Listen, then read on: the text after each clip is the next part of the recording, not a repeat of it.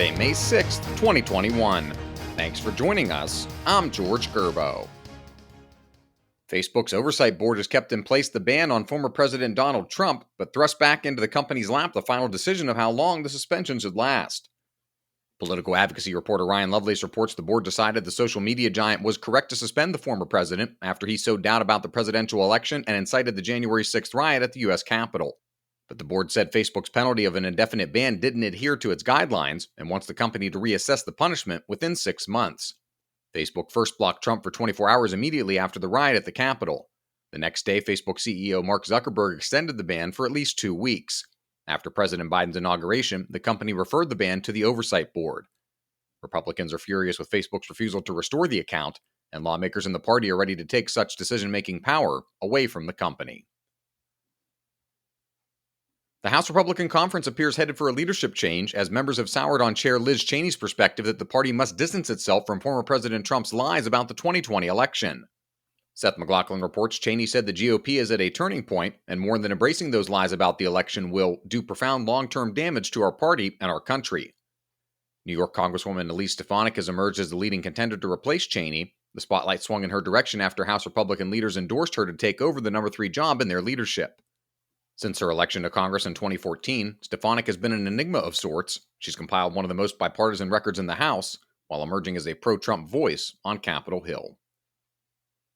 A reminder that you can find all these stories at WashingtonTimes.com/front page. Don't have access to the Times yet? Visit WashingtonTimes.com/George and get 25% off your annual subscription. The Brood 10 cicadas have already begun to rise from their underground layers, and people across 15 Midwestern and Northeastern states will soon have free tickets to swarms of ear-piercing performances.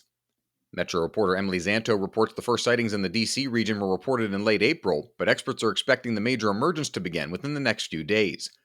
When the temperature 8 inches beneath the ground reaches 64 degrees, that's their cue. Young cicadas will emerge in waves from the burrows, where they've been feeding on tree sap since 2004. Brood 10 is one of 15 groups of periodical cicadas that emerge en masse every 13 or 17 years. And finally, the tiny Pacific island nation of Palau has invited the U.S. military to build ports, bases, and airfields on its islands in the face of rising Chinese intimidation. Palau's location on a North Pacific pathway that links Hawaii and Guam makes the nation a key strategic prize. In 1986, the United States and Palau signed the Compact of Free Association, allowing the Pentagon to be responsible for Palau's defense. The U.S. Army also used the 180-square-mile territory in 2020 to train 200 troops, the Army's first exercise there in nearly 40 years. Find all of today's front page stories at WashingtonTimes.com/front page or on the Washington Times app, and subscribe for free to the front page. Just search Washington Times on your favorite podcast platforms. You can also listen to the front page on Amazon Alexa-connected devices. Just say, "Alexa, play the front page podcast." And a reminder to follow us on Twitter and Instagram at WashTimes for breaking news, sports, commentary, and more. For the Washington Times, I'm George Gerbo.